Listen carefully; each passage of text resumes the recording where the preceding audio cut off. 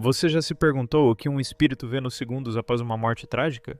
Como reage alguém que é arrancado da vida de forma violenta por quem mais confiava? E o que ele tem a dizer, depois de tudo, do outro lado da vida? Hoje você vai conhecer um testemunho impactante. Antes de começarmos, deixe seu like, compartilhe este vídeo com alguém que precisa dessa mensagem e se inscreva no canal para continuar recebendo conteúdos que tocam a alma. A carta que você ouvirá agora foi psicografada por um colaborador do canal, que realiza esse trabalho de forma discreta, em seu lar, com respeito e responsabilidade.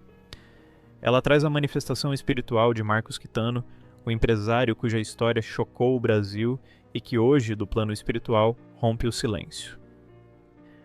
Jamais pensei que minha partida da Terra seria daquela forma. Não foi uma doença que me levou, não foi o tempo natural de meu corpo, foi a interrupção abrupta de uma existência, por mãos conhecidas, que me lançou para fora da vida em segundos, no instante em que tudo aconteceu, o disparo, o silêncio repentino, eu me vi fora do meu corpo. Não senti dor. Foi como um desligamento seco, sem despedidas. Mas a confusão, essa foi imensa. Me vi parado ali, olhando para mim mesmo, estendido no chão, e diante de mim, ela. A mulher com quem compartilhei sonhos, conquistas, medos. O que senti naquele momento foi um vazio que não consigo descrever com palavras humanas. Não era ódio. Também não era perdão. Era incredulidade. Isso não pode estar acontecendo, pensei. Mas estava. O tempo então começou a se mover de forma estranha. Era como se eu estivesse em uma dimensão suspensa, ouvindo pensamentos, captando sensações. Ela chorava, mas o choro não era de arrependimento. Era de pânico, e eu ali, presente e invisível. Tentei gritar, tentei tocá-la, tentei correr, mas o espaço não obedecia mais às minhas intenções. Logo em seguida, senti uma presença se aproximar. Dois seres, que não posso descrever totalmente, pois não tinham forma definida, me observaram com profunda compaixão. Um deles disse com a voz dentro da minha mente: "Marcos, chegou a hora, mas ainda não é o momento da compreensão." Tentei entender. Perguntei mentalmente, o que aconteceu, por que isso, e minha filha, e meus pais, e a minha vida? Mas a única resposta que veio foi o silêncio, e depois um sono estranho, profundo, que me fez adormecer flutuando. Não sei por quanto tempo permaneci assim. Na espiritualidade, o tempo não corre em linha reta. Quando despertei, não estava mais no mesmo ambiente. Havia uma penumbra, como se a luz tentasse penetrar, mas fosse abafada por densas nuvens de emoções humanas. Ali entendi que havia adentrado outra realidade, um espaço onde os sentimentos se materializam. Ouvi lamentos, vozes confusas. Era o início de minha caminhada no plano espiritual, e a primeira coisa que precisei aprender foi: a morte física não é o fim, é apenas o começo da verdade. Se existe uma pergunta que ecoa até hoje ao meu redor, ela é: você perdoou? Perdoar?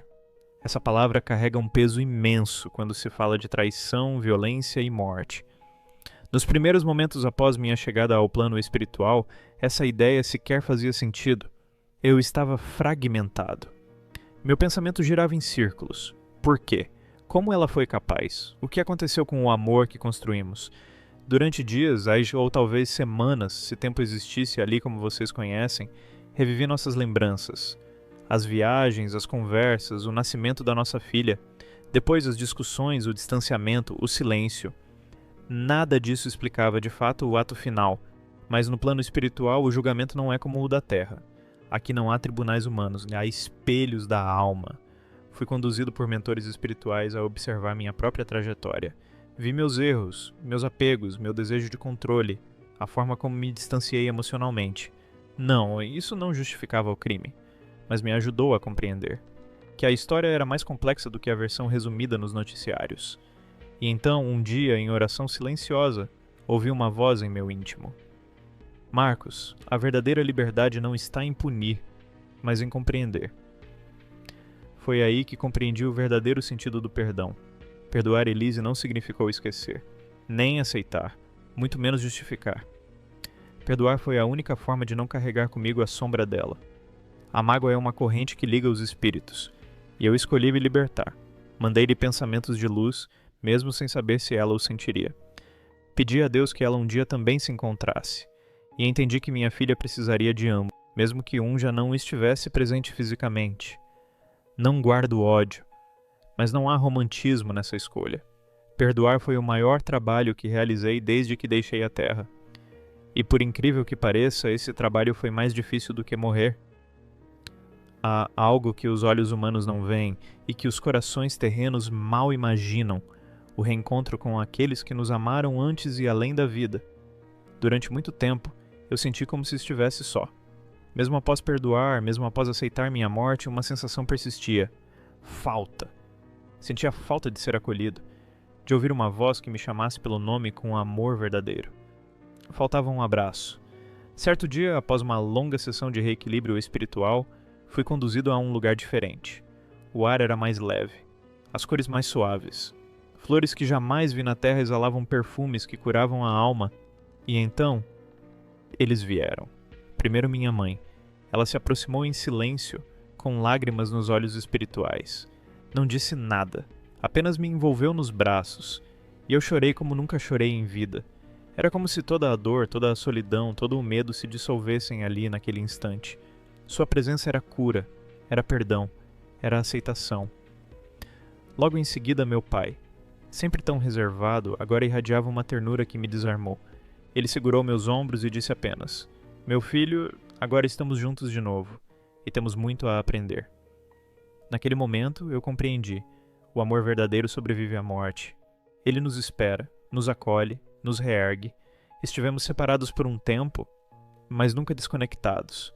Na terra, me orgulho da família que construí. No espírito, agradeço a família que me reconstrói. Hoje, ao lado deles, inicio um novo ciclo. Já não carrego mágoas. Carrego propósitos.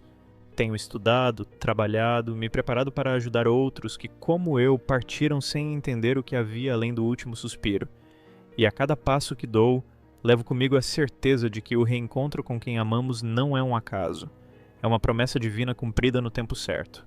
A jornada de Marcos Quitano no plano espiritual nos lembra de uma verdade que, às vezes, esquecemos. A morte não apaga o amor, não elimina o perdão e jamais interrompe o reencontro dos espíritos. Ele nos mostrou que mesmo uma partida violenta não é maior que a capacidade de compreender. Que o perdão não liberta apenas o outro, mas cura a nossa própria alma. E que reencontrar aqueles que amamos um dia é mais do que uma esperança. É uma certeza para quem acredita na continuidade da vida. E deixe nos comentários o seu nome ou o nome de alguém querido para incluirmos em nossas orações. Inscreva-se no canal, deixe seu like e compartilhe esta mensagem com quem precisa de consolo e esperança. Porque a vida continua, e o amor nunca morre. Após receber liberdade condicional depois de 10 anos na prisão, Elise Matsunaga apareceu em um vídeo divulgado pelo seu advogado Luciano Santoro, dizendo acreditar que o marido a tenha perdoado pelo assassinato cometido em 2012. Infelizmente não posso consertar o que passou, o erro que cometi. Estou tendo uma segunda chance, infelizmente o Marcos não, mas eu acredito na espiritualidade, que ele já tenha me perdoado e peço isso todas as vezes em minhas orações. Marcos Quitano Matsunaga era presidente da empresa IOC e foi morto e esquartejado por Elise, que em 2016 foi condenada a 19 anos e 11 meses de prisão em regime fechado. Em 2019, o STJ reduziu a pena para 16 anos e na segunda a Justiça concedeu liberdade condicional a Elise, que agora cumpre o restante de sua pena em liberdade.